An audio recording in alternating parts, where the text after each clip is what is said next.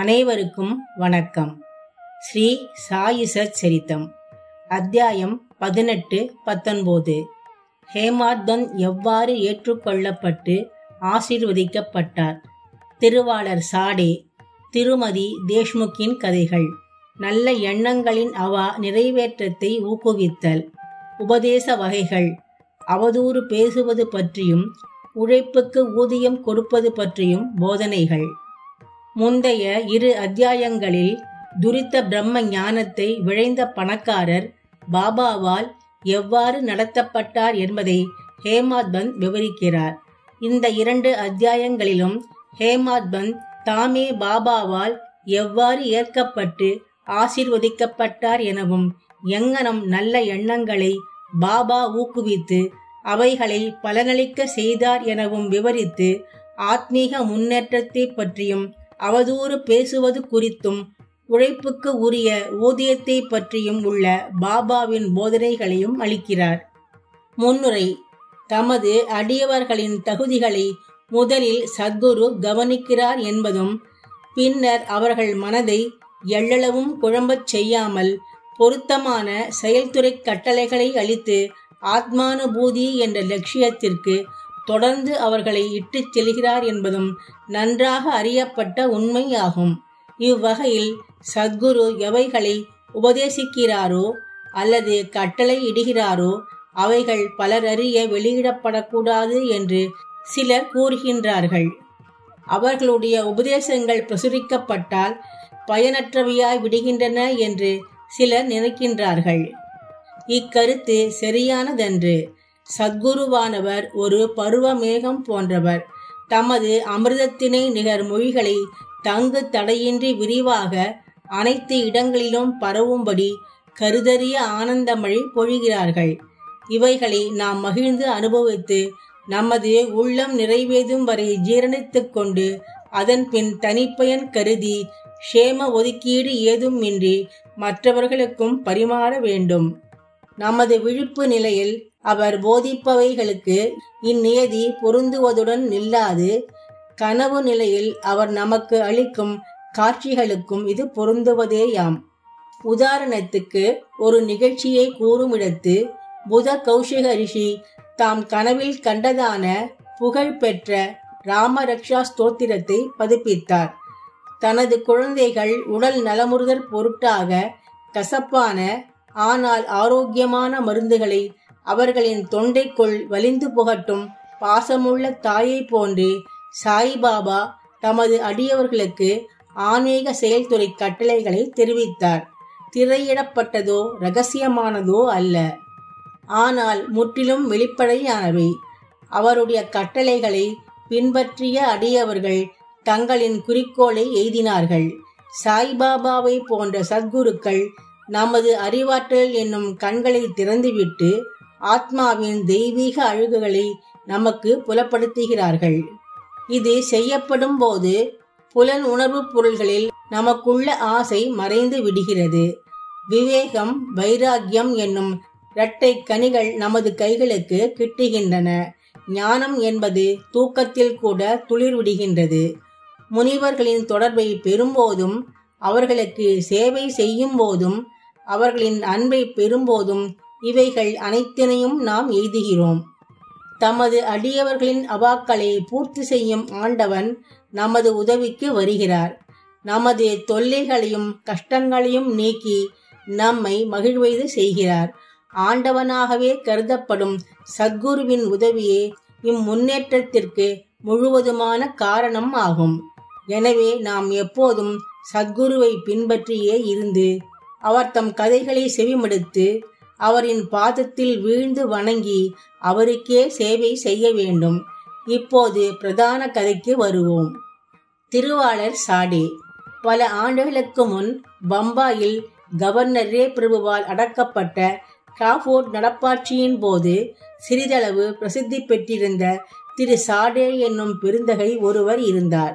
அவர் வாணிகத்தில் கடுமையான நஷ்டம் அடைந்தார். மற்றும் உள்ள பிரதிகூலமான சூழ்நிலைகளும் அவருக்கு பெருமளவு தொல்லை அளித்தது. கவலை அடையவும் உள்ளம் சோறுறவும் செய்தன. இருப்பு கொள்ளாமல் இருந்து கொண்டிருந்த அவர் வீட்டை விடுத்து தொலை தூரத்திற்கு வெளியேறி போய்விட எண்ணினார். பொதுவாக மனிதன் கடவுளை நினைப்பதில்லை. ஆனால் இடர்பாடுகளும் பேராபத்துகளும் அவனை சூழும்போது அவன் ஆண்டவரை நோக்கி திரும்பி நிவாரணத்திற்காக வேண்டுகிறான். அவனுடைய தீய கருமங்கள் யாவும் முடிவுற்றதென்றால் முனிவர் ஒருவரை அவன் சந்திக்கும் வாய்ப்பினை கடவுள் ஏற்பாடு செய்கிறார். அம்முனிவரும் அவனுக்கு நலமளிக்கக்கூடிய வழிமுறைகளை உபதேசிக்கிறார். திரு சாடேவுக்கும் அத்தகைய அனுபவமே ஏற்பட்டது.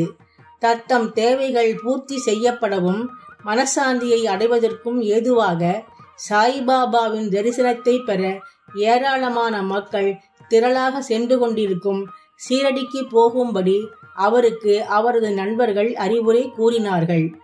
அவருக்கு இக்கருத்து பிடித்திருந்தது. உடனே சீரடிக்கு 1917 வந்தார்.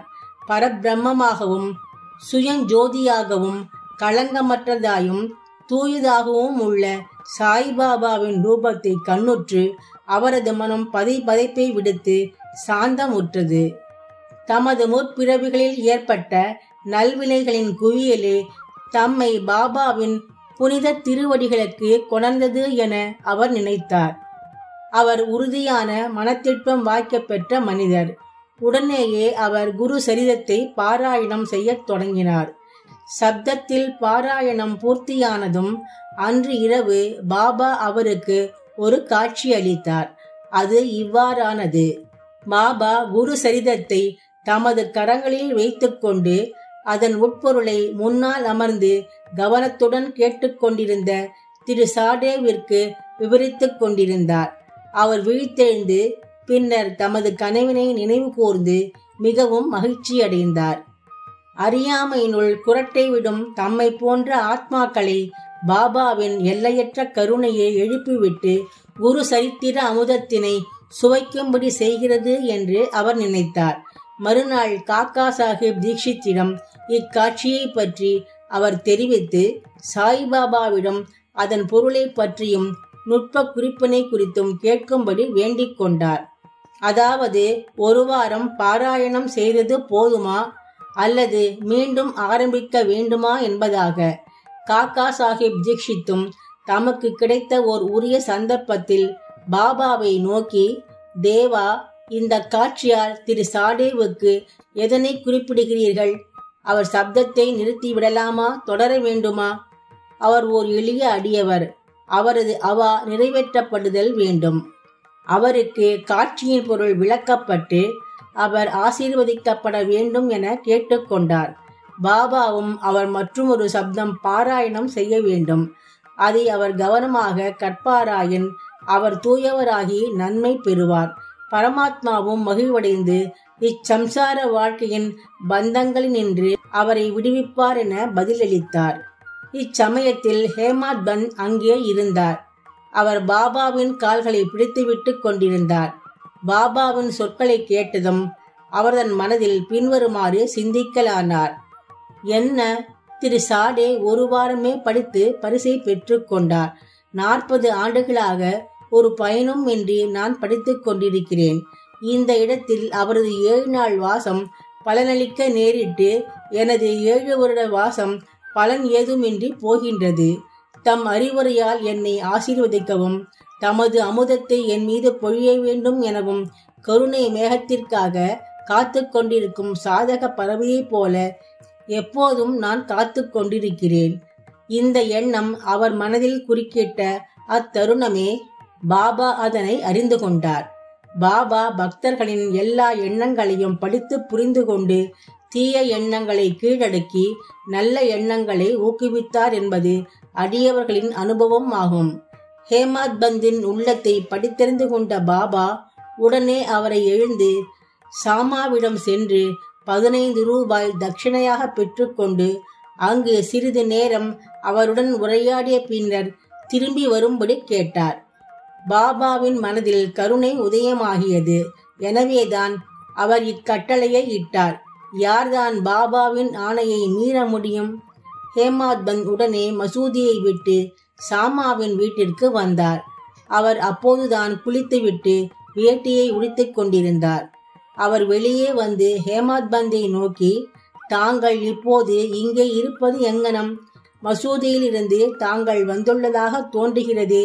இருப்பு கொள்ளாதவரை போன்றும் உளச்சோர்வு உடையவராகவும் ஏன் காணப்படுகிறீர்கள்? ஏன் தாங்கள் தனித்து இருக்கிறீர்கள்? தயவு செய்து அமர்ந்து சிறிது நேரம் இளைப்பாருங்கள். நான் எனது வழிபாட்டை உடனே முடித்துவிட்டு திரும்புகிறேன். அதுவரை தயவு செய்து வெற்றிலை போட்டுக் கொள்ளுங்கள். பின்னர் மகிழ்ச்சியுடன் உரையாடலாம் என்று கூறிவிட்டு உள்ளே சென்றார். ஹேமாத் பந்த் முன் திண்ணையில் அமர்ந்திருந்தார். ஜன்னலில் நாத பாகவதம் என பிரசித்தி பெற்ற மராத்தி நூலை அவர் கண்டார். பெரிய சம்ஸ்கிருத நூலான பாகவதத்தின் 11வது ஸ்கந்தத்தை பற்றிய ஏகநாத முனிவரின் விளக்க உரையாகும். சாய்பாபாவின் யோசனையின் பேரில் அல்லது சிபாரிசின் பேரில் திருவாளர் பாபா சாஹிப் ஜோக்கும் காக்கா சாஹிப் தீக்ஷித்தும் சீரடியில் தினந்தோறும் பகவத்கீதையை அதன் மராத்திய விளக்க உரையான பாவர்த்த தீபிகா அல்லது ஞானேஸ்வரியுடனும் நாத பாகவதத்தையும் மற்றும் ஏகநாதரின் மற்றைய பெரிய நூலான பாவர்த்த ராமாயணத்தையும் படித்தார்கள். பாபாவிடம் அடியவர்கள் வந்து சில குறிப்பிட்ட கேள்விகளை கேட்டபோது சில சமயங்களில் அதில் ஒரு பகுதிக்கு விடை அளித்துவிட்டு பாகவத தர்மத்தின் முக்கிய ஆராய்ச்சி கட்டுரைகளான மேற்குறிப்பிட்ட நூல்களை பாராயணம் செய்தை சென்று கேட்கும்படி கூறுவார். அடியவர்கள் சென்று கேட்டபோது தங்கள் வினாக்களுக்கு பூரண திருப்தியான பதில்களை பெறுவார்கள். நாத பாகவதம் என்ற நூலின் சில பகுதிகளை ஹேமாத் பந்தும் படிப்பது வழக்கம். அன்று மசூதிக்கு சென்று கொண்டிருந்த சில அடியவர்களுடன் கூட செல்வதற்காக தினந்தோறும் தாம் படிக்கும் பகுதியை அவர் பூர்த்தி செய்யவில்லை. சாமாவின் ஜன்னலில் இருந்து அந்த புத்தகத்தினை எடுத்து தற்செயலாக அதை புரட்டிய போது அவரது ஆச்சரியத்திற்கு ஏற்ற முடிக்கப்படாத பகுதி வந்து நின்றது. தமது நித்திய பாராயணத்தை பூர்த்தி செய்வதற்கு ஏதுவாக பாபா தன்னை வெகு அன்புடன் சாமாவின் வீட்டிற்கு அனுப்பி இருப்பதாக அவர் எண்ணினார். எனவே முடிக்கப்படாத பகுதியை படித்து பூர்த்தி செய்தார். இது முடிவடைந்த உடனேயே ஷாமா வழிபாட்டை முடித்துவிட்டு வந்தார். அவர்களிடையே பின்வரும் உரையாடல் நிகழ்ந்தது. ஹேமாத் பந்த், பாபாவிடம் இருந்து ஒரு தூது குறிப்புடன் நான் வந்துள்ளேன். தங்களிடம் இருந்து தட்சணையாக 15 ரூபாய் பெற்றுக்கொண்டு சிறிது நேரம் தங்களுடன் அமர்ந்து மகிழ்ச்சியாக உரையாடிவிட்டு பின்னர் தங்களுடன் மசூதிக்கு திரும்பும்படியும் என்னை அவர் கேட்டுக்கொண்டிருக்கிறார். சாமா ஆச்சரியத்துடன், என்னிடம் கொடுக்க பணம் ஏதும் இல்லை. ரூபாய்களுக்கு பதிலாக என்னுடைய 15 நமஸ்காரங்களை பாபாவிடம் தட்சணையாக எடுத்துச் செல்லுங்கள். ஹேமாத் பந்த், மிக நல்லது. தங்களுடைய வணக்கங்கள் ஏற்றுக்கொள்ளப்பட்டன. இப்போது நாம் சிறிது உரையாடுவோம். நமது பாவங்களை அழிக்கும் பாபாவின் சில கதைகளையும் லீலைகளையும் கூறுங்கள். சாமா, அப்படியென்றால் சிறிது இங்கு அமருங்கள். இக்கடவுளின் விளையாட்டு வியக்கத்தக்கது. அது தங்களுக்கு முன்னமே தெரியும். நான் ஒரு கிராமத்து குடியானவன். ஆனால் தாங்களோ அறிவுடைய குடிமகன். தாங்களே இங்கு வந்துற்றது முதலாக சிறிது அதிகமாகவே லீலைகளை கண்டு கொண்டிருக்கிறீர்கள். அவற்றை எங்கனம் நான் தங்கள் முன் விவரிப்பேன். நன்று, இந்த வெற்றிலை பாக்கை போட்டுக்கொள்ளுங்கள். இந்த பான்விதாவையும் சாப்பிடுங்கள். நான் உள்ளே சென்று உடுத்திக் கொண்டு வந்து விடுகிறேன். சில நிமிடங்களில் சாமா வெளியே வந்து ஹேமாத் பந்துடன் பேசத் தொடங்கினார். அவர் சொன்னார், இந்த ஆண்டவனின் லீலைகள் அறிந்து கொள்ள இயலாதவை. அவர் தம் லீலைகளுக்கு முடிவே இல்லை. யாரே அவற்றை கண்டுகொள்ள இயலும்? தமது லீலைகளினால் அவர் விளையாடுகிறார் என்றாலும் அவைகளுக்கு புறம்பாகவே இருக்கிறார். நாகரீகமற்றவர்களாகிய நமக்கு என்னதான் தெரியும்? பாபா தாமே ஏன் கதைகள் சொல்லவில்லை? தங்களை போன்ற கற்றறிந்தோரை என் போன்ற அறிவிலிகளிடம் ஏன் அவர் அனுப்புகிறார்? அவர் தம் வழிகள் கருதுதற்கு இயலாதவை. அவைகள் மனிதத்தன்மை வாய்ந்தவை அல்ல என்று மட்டுமே என்னால் கூற இயலும். இந்த முன்னுரையுடன் சாமா தொடர்ந்தார். இப்போது என் நினைவில் இருக்கும் ஒரு கதையை நான் தங்களுக்கு விவரிக்கிறேன். அதை நானே நேரடியாக அறிவேன். ஒரு பக்தன் எவ்வளவு தூரம் நெஞ்சிரம் கொண்டவனாகவும் தீர்மானமுள்ளவனாகவும் இருக்கிறானோ அங்கனமே பாபாவின் உடனடியான பிரதிச்சையிலும் இருக்கிறது. சில சமயங்களில் பாபா தமது பக்தர்களை தீவிரமாக சோதனைக்கு உட்படுத்தி பின்னர் அவர்களுக்கு உபதேசம் அளிக்கிறார். உபதேசம் என்ற வார்த்தையை கேட்ட உடனேயே ஹேமாத் பந்திற்கு தனது மனதில் ஏதோ ஒரு மின்னலை போன்ற ஒளி பாய்ந்தது போன்றிருந்தது. அவர் உடனே திரு சாடேயின் குரு சரித்திர பாராயண கதையை நினைவு கூர்ந்து தமது பதைபதைப்பான மனதிற்கு அமைதி அளிக்கவே நிச்சயமாக பாபா தம்மை சாமாவிடம் அனுப்பியிருக்க வேண்டும் என்று எண்ணினார். என்றாலும் இந்த உணர்வை அடக்கி கட்டுப்படுத்தி கொண்டு சாமாவின் கதைகளை கேட்கத் தொடங்கினார். அவை அனைத்தும் பாபா தமது பக்தர்களிடம் எவ்வளவு அன்புடனும் பாசமுடனும் இருக்கிறார் என்பதை தெரிவிக்கின்றன. இவைகளை எல்லாம் கேட்ட ஹேமாத் பந்த் ஒருவித மகிழ்ச்சியை எய்தலானார். பிறகு பின்வரும் கதையை சாமா கூறத் தொடங்கினார். திருமதி ராதாபாய் தேஷ்முக். ராதாபாய் என்ற பெயருடைய கிழவி ஒருத்தி இருந்தாள். அவள் காசாபா தேஷ்முக் என்பாரின் தாயாராவாள். பாபாவின் புகழை கேள்விப்பட்டு சங்கம்நேர் நகர மக்களுடன் அவள் சீரடிக்கு வந்தாள். பாபாவின் தரிசனத்தை பெற்று மிகவும் திருப்தி அடைந்தாள். பாபாவை மிகவும் உள்ளார்ந்த அன்புடன் அவள் நேசித்தாள். தான் பாபாவை குருவாக ஏற்றுக்கொண்டு அவரிடம் இருந்து ஏதேனும் உபதேசம் பெற வேண்டும் என்று தீர்மானித்தாள். அதை தவிர அவளுக்கு வேறு ஒன்றும் தெரியாது. பாபா அவளை ஏற்றுக்கொண்டு மந்திரம் உபதேசம் அளிக்காத வரையில் தான் சாகும் வரை உண்ணாவிரதம் இருக்கப் போவதாக கருத்து உறுதி பூண்டாள். தனது இருப்பிடத்தில் தங்கி 3 நாட்களாக உணவையும் நீரையும் விட்டொழித்தாள். கிழவியின் இந்த மிக கடுமையான பரீட்சையைக் கண்டு நான் திகிலடைந்தேன். அவள் சார்பில் பாபாவிடம் இடையிட்டு பரிந்து பேசினேன். நான் கூறினேன், தேவா, தாங்கள் இவ்வாறாக தொடங்கி இருப்பது என்ன? தாங்கள் ஏராளமானவர்களை இவ்விடம் ஈர்த்து இழுக்கிறீர்கள். தங்களுக்கு அக்கிழவியை தெரியும். அவள் மிகவும் பிடிவாதம் உடையவளாகவும் தங்களையே முழுவதுமாக சார்ந்து இருக்கிறாள். தாங்கள் அவளை ஏற்றுக்கொண்டு உபதேசம் தந்தால் ஒழிய சாகும் வரை உண்ணாவிரதம் இருப்பதாக தீர்மானித்து இருக்கிறாள். ஏதாவது மோசமாக நிகழ்ந்துவிட்டால் மக்கள் தங்கள் மீது பழி சுமத்துவார்கள். பாபா அவளுக்கு உபதேசிக்கவில்லை, அதன் விளைவாக அவள் மரணம் அடைந்தாள் என்று கூறுவார்கள். எனவே அவள் மீது கருணை கூர்ந்து அவளை ஆசீர்வதியுங்கள், அவளுக்கு அறிவுறுத்துங்கள். அவளது தீர்மான உறுதியைக் கண்டு பாபா அவளை கூப்பிட்டு அனுப்பினார். பின்வருமாறு அவளிடம் உரையாற்றி அவளது மனப்போக்கை மாற்றினார். ஓ அம்மா, தேவையற்ற சித்திரவதைக்கு தங்களை தாங்களே உட்படுத்திக் கொண்டு ஏன் சாவை எதிர்நோக்குகிறீர்கள்? தாங்கள் உண்மையிலேயே எனது தாய். நான் தங்களது குழந்தை. என்மேல் இரக்கம் கொண்டு என்னை முழுமையாக கேட்பீர்களாக. நான் எனது சொந்த கதையையே சொல்கிறேன். அதை கவனமாக கேட்பீர்களானால் தங்களுக்கு அதனால் நன்மை விளையும். எனக்கு ஒரு குரு இருந்தார். அவர் ஒரு மிக பெரும் முனிவர், மிக அதிகமான கருணை உள்ளவர். நான் அவருக்கு நெடுங்காலம் சேவை செய்தேன். 12 காலம் எனினும் அவரின் காதுகளில் எவ்வித மந்திரத்தையும் ஓதவில்லை. அவரை ஒருபோதும் விட்டு பிரியாமல் இருக்கவும் அவருடனேயே தங்கி இருந்து அவருக்கு சேவை செய்யவும் எப்பாடுகள் பட்டாவது அவரிடம் இருந்து சிறிது உபதேசங்கள் பெற வேண்டும் எனவும் எனக்கு கூறிய ஆர்வம் இருந்தது. ஆனால் அவருக்கு தமக்கே உரிய வழிமுறை இருந்தது. அவர் என் தலையை மொட்டையடிக்கச் செய்து 2 பைசாக்களை தட்சிணையாக கேட்டார். நான் அவைகளை உடனே அளித்தேன். எனது குரு முழு நிறைவானவராய் இருப்பதால் அவர் ஏன் படத்தை கேட்க வேண்டும்? அப்படியாயின் அவரை எங்கனம் பற்றற்றவர் என்று கூற வெயிலும் என்று தாங்கள் கேட்பீர்கள் என்றால் காசுகளை அவர் லட்சியம் செய்யவில்லை என்று நான் ஒளிவு மறைவென்று பதில் கூறுவேன்.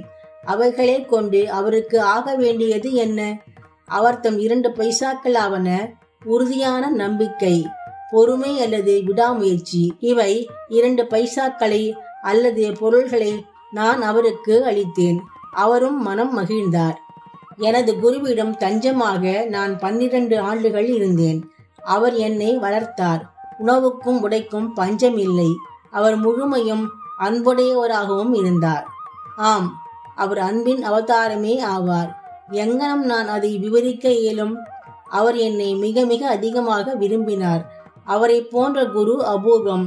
நான் அவரை நோக்கும் போது அவர் ஆழ்ந்த தியானத்தில் இருப்பதாக காணப்பட்டார். பின்னர் நாங்கள் இருவரும் பேரின்பத்தில் நிரம்பி விடுவோம். இரவும் பகலும் நான் பசி தாகத்தை மறந்து அவரையே ஆழ்ந்து நோக்கிக் கொண்டு இருப்பேன். அவரென்றி நான் இருப்பு கொள்ளாதவன் ஆனேன். எனக்கு எனது தியானத்திற்கு அவரை தவிர வேறுவித பொருளும் இல்லை. அன்றி அவருக்கு பணிவிடை செய்வதை தவிர எனக்கு வேறுவித வேலையும் இல்லை. அவரே எனது ஒரே அடைக்கலம். எனது மனம் எப்போதும் அவர் மீதே உறுதிப்படுத்தப்பட்டிருந்தது.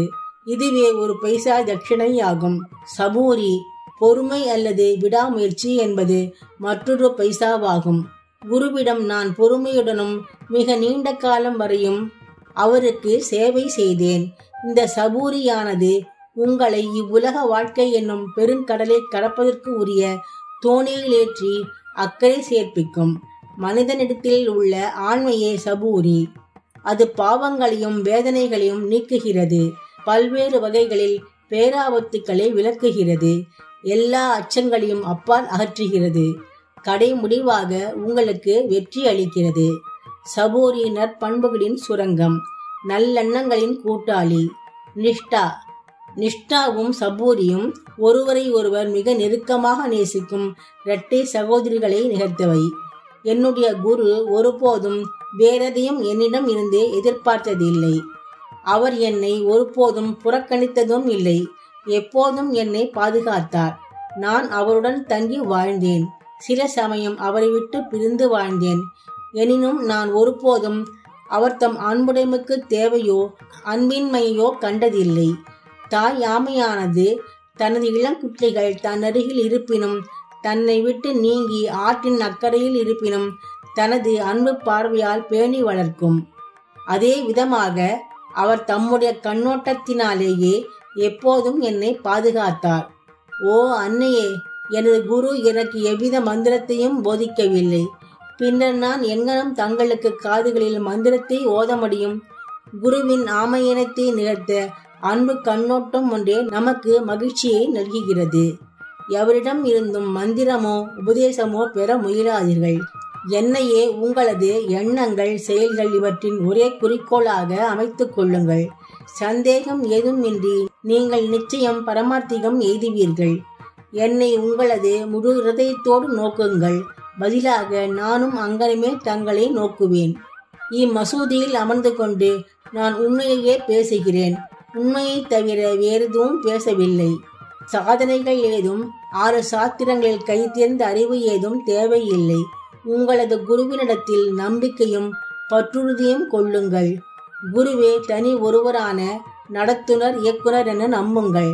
தனது குருவின் பெருமையை அறிபவன் அவரையே ஹரிஹர பிரம்மம் என்ற திரிமூர்த்தி அவதாரம் என்று கருதுபவன் ஆசீர்வதிக்கப்பட்டவன். இவ்வாறாக அறிவுறுத்தப்பட்டு கிழவி உடன்பட்டாள். அவள் பாபாவை வணங்கி உண்ணாவிரதத்தை கைவிட்டாள். இக்கதையை கவனத்துடனும் கருத்துடனும் கேட்டுக்கொண்டிருந்த ஹேமாத்பந்த் அதன் குறிப்பு நுட்பத்தையும் பொருத்தத்தையும் குறித்து பெருமளவு ஆச்சரியத்தில் மூழ்கினார். பாபாவின் இவ்வதிசய லீலையை கண்டுகொண்டு உச்சி முதல் உள்ளங்கால் வரை அவர் உருகினார். அவர் மகிழ்ச்சி பெருக்கால் பொங்கி வழியலானார். அவர் தம் தொண்டை அடைத்தது. ஒரு வார்த்தை கூட அவரால் பேச முடியவில்லை. சாமா அவரை இந்நிலையில் நோக்கி, தங்களுக்கு என்ன நேர்ந்தது? ஏன் மௌனமாகி விட்டீர்கள்? பாபாவின் கணக்கற்ற லீலைகள் இன்னும் எவ்வளவை நான் விவரிக்க வேண்டும் என்று கேட்டார். இது தருணம் மத்தியான வழிபாடும் ஆராய்ச்சி சடங்கும் மசூதியில் ஆரம்பமாகிவிட்டன என்பதை அறிவிக்கும் வகையில் மசூதியில் இருக்கும் மணி அடிக்கத் தொடங்கியது. எனவே சாமாவும் ஹேமாத்பந்தும் மசூதியை நோக்கி விரைந்தனர். பாபு சாஹிப் ஜோக் அப்போதுதான் வழிபாட்டை துவங்கி இருந்தார். பெண்கள் மசூதியின் உள்ளே மேல்தளத்திலும் ஆண்கள் கீழே உள்ள திறந்தவெளி தாழ்வாரத்திலும் நின்று கொண்டு ஆரத்தியை கோஷத்துடன் எல்லோரும் பலமாக மேளங்கள் முழங்க பாடிக்கொண்டிருந்தனர். சாமா தன் கூடவே ஹேமாத்பந்தையும் இழுத்து கொண்டு மேலே சென்றார். பாபாவுக்கு வலதுபுறம் அவரும் ஹேமாத்பந்த் முன்னாலும் அமர்ந்தனர். அவர்களைக் கண்டு சாமாவிடம் இருந்து கொண்டு வந்த தட்சிணையை கொடுக்கும்படி ஹேமாத்பந்திடம் கேட்டார். ஹேமாத் பந்த் அவ்விடம் நேரே சென்றிருந்ததாகவும் சாமா ரூபாய்க்கு பதிலாக நமஸ்காரங்களை அளித்ததாகவும் அவர் அங்கேயே நேரில் இருப்பதாகவும் கூறினார். பாபா அதற்கு நன்றி. தாங்கள் இருவரும் சம்பாஷித்தீர்களா? அப்படி என்றால் நீங்கள் பேசியவைகள் அனைத்தையும் குறித்து எனக்கு சொல்லுங்கள் என்றார். மணியோசை, மேளம், கோஷ்டிகானம் இவற்றை பொருட்படுத்தாது ஹேமாத் பந்த் அவர்கள் பேசியதை கூற ஆவலாயிருந்தார். அதை எடுத்துரைக்கவும் ஆரம்பித்தார். பாபாவும் அதை கேட்பதற்கு ஆவலாயிருந்தார். எனவே அவர் தமது திண்டை விட்டு நீங்கி முன்னால் சாய்ந்து கொண்டார். தாம் உரையாடியவைகள் எல்லாம் மிகவும் மகிழ்வளிக்கின்றவை. சிறப்பாக கிழவியின் கதை மிக மிக அற்புதமானது என்றும் அதை செவிமடுத்ததன் பொருட்டு அவர் பாபாவின் லீலை விவரிக்க இயலாதது என்றும் கதை என்ற புறத்தோற்றத்தில் பாபா தம்மையே உண்மையில் ஆசீர்வதித்திருப்பதாக தாம் நினைப்பதாக கூறினார். பின்னர் பாபா, கதை அற்புதமானது. எங்கனம் நீங்கள் ஆசீர்வதிக்கப்பட்டீர்கள்? நான் உங்களிடம் இருந்து எல்லாவற்றையும் விளக்கமாக அறிந்து கொள்ள விரும்புகிறேன். எனவே அவை அனைத்தையும் குறித்து எனக்கு இப்போது சொல்லுங்கள் என்றார். ஹேமாத் பந்த் தான் சற்று முன்னர் கேட்ட தனது உள்ளத்தில் நிலையான முத்திரையை ஏற்படுத்திய கதையை முழுக்க விவரித்தார். இதை கேட்டு பாபா மிகவும் மகிழ்ச்சியுற்றார். மேலும் அவரை நோக்கி, இக்கதை உமது உள்ளத்தில் பதிவுற்றதா? அதன் குறிப்பு நுட்பத்தை புரிந்து கொண்டீரா என்றார். அவர், ஆம் பாபா, எனது மனதில் பதைபதைப்பு மறைந்தொழிந்தது. எனக்கு உண்மையான சாந்தியும் அமைதியும் கிடைத்தன. நான் உண்மையான வழியை அறியப்பெற்றேன் என்றார். பாபா பின்வருமாறு உரைத்தார். எனது நிகழ்முறை மிகவும் தனித்தன்மை வாய்ந்தது. இக்கதையை நன்றாக ஞாபகப்படுத்திக் கொள்ளுங்கள். அது மிகவும் பயனுள்ளதாக இருக்கும். ஆத்மாவின் ஞானத்தை அடைவதற்கு தியானம் இன்றியமையாதது. அதை இடையறாது பயிற்சித்தீர்களானால் எண்ணங்கள் அமைதிப்படும். ஆசைகள் அற்ற நிலையில் இருந்து கொண்டு நீங்கள் அனைத்து உயிர்களிலும் இருக்கின்ற ஆண்டவன் மேல் தியானம் செய்யுங்கள். மனது ஒருமுகப்படுத்தப்பட்ட பின்பு நமது குறிக்கோள் எய்தப்பட்டுவிடும். ஞானமெனும் பண்பே திருவுருக்கொண்டது எனவும் மற்றும் உணர்வு திரளும் பேரானந்தமுமாகிய எனது உருவமற்ற இயல்பை எப்போதும் தியானம் செய்யுங்கள். இதை செய்ய தங்களால் இயலாவிடில் இங்கே இரவும் பகலும் காண்பதை போன்று உச்சி முதல் உள்ளங்கால் வரையில் உள்ள எனது ரூபத்தை தியானம் செய்யுங்கள். இதை தாங்கள் செய்து கொண்டே போகும்போது தங்களின் எண்ணங்கள் ஒரே இலக்கில் குவிக்கப்படும். தியானம் செய்பவர், தியானம், தியானிக்கப்படும் பொருள் இவைகளிலுள்ள வேறுபாடு மறைந்துவிடும். தியானம் புரிபவர் உச்ச உணர்ச்சி திரளுடன் ஒன்றி பிரம்மத்துடன் கலந்து ஐக்கியமாய் விடுவார். தாயாமை நதியின் ஒரு கரையிலும் அதன் குற்றிகள் மறுகரையிலும் இருக்கின்றன. அவைகளுக்கு அது பாலோ உஷ்ணமோ அளிப்பதில்லை. அதனுடைய கண்ணோட்டம் ஒன்றே அவைகளை போஷிக்கிறது. குற்றிகள் தமது தாயாரை ஞாபகத்தில் கொள்ளுதலை தவிர வேறொன்றும் செய்வதில்லை.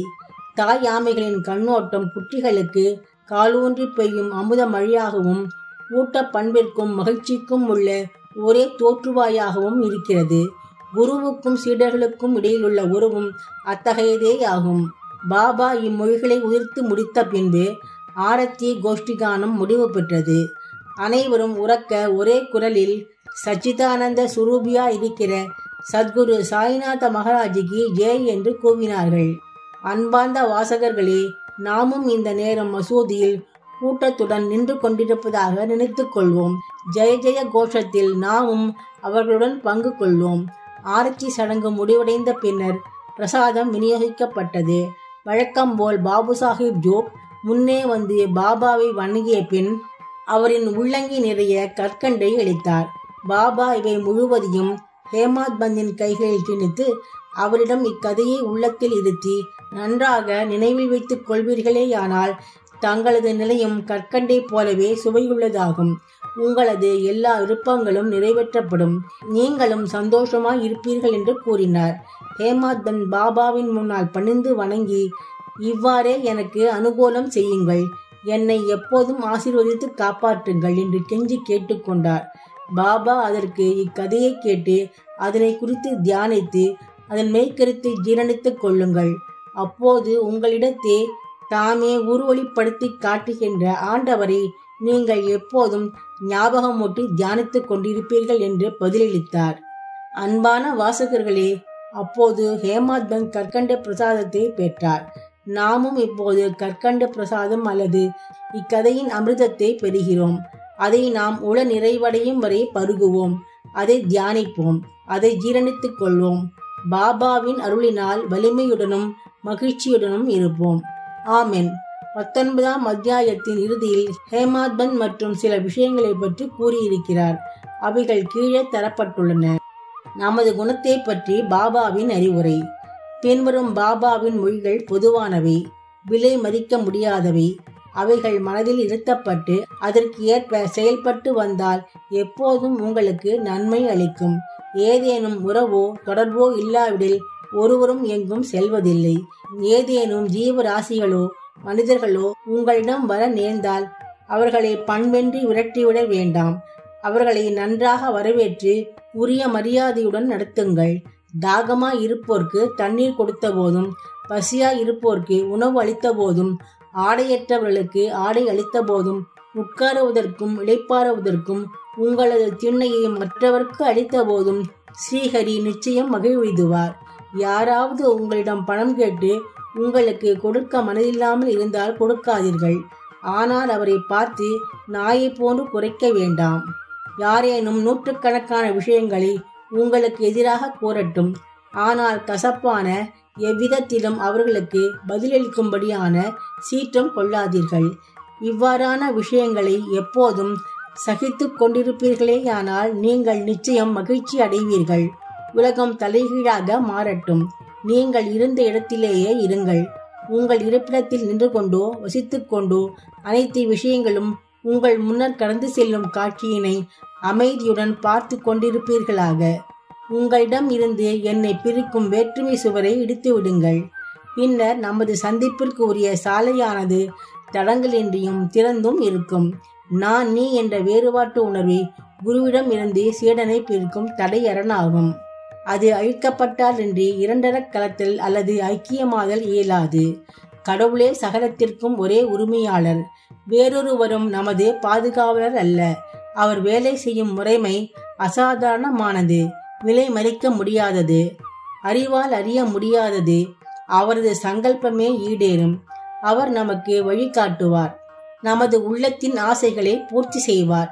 ருணானுபந்தத்தின் மூலமாகவே நாம் இணைந்துள்ளோம். ஒருவருக்கு ஒருவர் அன்பாயிருந்தும் சேவை செய்தும் நாம் மகிழ்ச்சியுடன் இருப்போம். எவன் வாழ்க்கையில் மிக மிக உயர்ந்த குறிக்கோளை எய்துகிறானோ அவன் இரவா புகழ் உடையவன், மகிழ்ச்சி உடையவன். மற்றவர் எல்லாம் வெறுமனே உளதாயிருக்கிறார்கள் அல்லது மூச்சு விடும் வரை வாழ்ந்திருக்கிறார்கள். நல்ல எண்ணங்களின் அவா நிறைவேற்றத்தை ஊக்குவித்தல். நல்ல எண்ணங்களை சாய்பாபா எங்கனம் ஊக்குவித்தார் என்பதை அறிவது சுவாரஸ்யமானது. அன்புடனும் பக்தியுடனும் முழுமையாக உங்களை நீங்கள் அவரிடம் சரணாகதியாக்கிக் கொள்ள வேண்டும். பின்னர் எவ்வளவோ விஷயங்களில் அடிக்கடி அவர் உங்களுக்கு உதவி செய்வதை காண்பீர்கள். தூக்கத்திலிருந்து எழுந்தவுடனே உங்களுக்கு ஏதாகிலும் ஒரு நல்ல எண்ணம் உதிக்கின்ற போது அதையே பின்னர் பகற்பொழுதில் உங்களது மனதின் அறிவுத்திறம் திறந்து வெளியிடப்பட்டு மனது அமைதியடையும் என்று யாரோ ஒரு முனிவர் கூறியிருந்தார். ஹேமாத் பந்த் இதை முயற்சிக்க விரும்பினார். ஒரு புதன்கிழமை இரவு படுக்கப் போகும் முன் அவர் சிந்தித்தார், நாளை வியாழக்கிழமை, ஒரு புனிதமான நாள். சீரடியம் மிகவும் புனிதமான இடம். எனவே நான் நாளை முழுவதும் ராமநாமத்தை நினைவூட்டுக் கொள்வதிலும் போற்றுவதிலும் கழிப்பேன் என்றவாறு அவர் உறங்கினார். அடுத்த நாள் காலை அவர் துயில் நீங்கி எழுந்தபோது எவ்வித முயற்சியும் இன்றி ராமநாமத்தை நினைவு கூர்ந்தார். தமது காலை கடமைகளை அவர் முடித்துக் கொண்ட பின் மலர்களுடன் பாபாவை காணச் சென்றார். தீக்ஷித் வாடாவிலிருந்து புறப்பட்டு புட்டி வாடாவை கடந்து கொண்டிருக்கும் அதே தருணத்தில் பாபாவுக்கு முன்னால் மசூதியில் அவுரங்காபாத்கர் என்னும் ஒருவரால் இனிமையாக பாடப்படுகின்ற ஒரு அழகிய பாடலை கேட்டார். அது ஏக்கநாதரின் குரு கிருபாஞ்சன் பாயோ மேரிபாயி என்ற பாடல். அப்பாடலில் அவர் குருவின் கடாட்சம் என்னும் ரூபத்தில் அஞ்சனம் அவருக்கு கிடைத்தது என்றும் அது அவரின் பார்வையை திறந்துவிட்டு அவருக்கு ராமரை அகத்தும் புறத்தும் உறக்கத்திலும் கனவிலும் விழிப்பு நிலையிலும் எவ்விடத்திலும் காணும்படி செய்தது என்றும் கூறினார். எவ்வளவோ பாடல்கள் இருக்கின்றன. பின்னர் ஏன் இக்குறிப்பிட்ட பாட்டு பாபாவின் பக்தரான அவுரங்காபாத்கரினால் தேர்ந்தெடுக்கப்பட வேண்டும்? பகற்போதில் ராமநாமத்தை இடைவிடாமல் பாட வேண்டும் என்ற ஹேமாத் பந்தின் தீர்மானத்திற்கு ஊட்டமளிக்க வேண்டும் என்று ஏற்பாடு செய்யப்பட்டதல்லவா? தனித்திறம் வாய்ந்த இந்நிகழ்வு பொருத்தம். உபதேசங்களின் வகைகள். அவதூறு பேசுபவர் கண்டிக்கப்படுதல். அறிவு வழங்குவதற்கு சாய்பாபாவிற்கு எத்தகைய சிறப்பான இடமோ குறிப்பிட்ட நேரமோ தேவை இருக்கவில்லை. சந்தர்ப்பம் நேரிட்ட போதெல்லாம் தாராளமாக அவற்றை அவர் வழங்கினார். ஒருமுறை பாபாவின் பக்தன் ஒருவன் வேறொருவரை அவர் அறியாதபடி மற்ற ஜனங்களின் முன்னிலையில் திட்டினான். தனது சகோதரரின் நன்மைகளையெல்லாம் புறத்தொதுக்கி அவரின் குறைபாடுகள் குறித்து கேட்பவர்கள் அருவருப்படையும்படியாக கருத்து ஒன்றியை விரித்து பேசல் உற்றான். அவசியமின்றி மற்றவர்களை புறம் கூறுவது மக்களுக்குரிய ஒரு மனப்பாங்காக இருப்பதை பொதுவாக நாம் காண்கிறோம். முனிவர்கள் இந்த புறங்கூறுதலை வேறொரு கோணத்திலிருந்து நோக்குகிறார்கள். அழுக்கை நீக்குவதற்கு பல வழிகள் இருக்கின்றன, மண், நீர், சோப்பு முதலானவை. ஆனால் புறங்கூறுபவனுக்கோ அவனுக்கே உரித்தான வழி இருக்கிறது. அவன் மற்றவர்களது குறைபாடுகளை தனது நாவினால் அகற்றி நீக்குகிறான். ஒரு வகையில் அவன்தான் திட்டப்படுகின்றவனுக்கே உதவுகிறான். இதற்காக அவனுக்கு நன்றி செலுத்த வேண்டும். புறங்கூறுபவனை திருத்துவதற்கு சாய்பாபாவுக்கு அவருக்கே உரியதான வழி இருக்கிறது. அவர் தமது நிறை பேரறிவினால் அப்புறம் கூறுவோன் செயலை அறிந்திருந்தார். மதியம் அவர் அவனை லெண்டித் தோட்டத்திற்கு அருகில் பார்த்தபோது வேலிக்கு அருகில் இருந்த மரத்தை உண்ணும் ஒரு பன்றியை அவனுக்கு சுட்டி காண்பித்து, பார், அது எத்தகைய சுவை மனச்சிறப்புடன் மரத்தை பேராவலுடன் விழுங்குகிறது. உனது நடத்தையும் அத்தகையதே. உனது தோழர்களை நீ மனதார திட்டிக் கொண்டே இருக்கிறாய். பல்வேறு நல்வினைகளை செய்ததன் பலனாக நீ மனிதனாக பிறந்திருக்கிறாய்.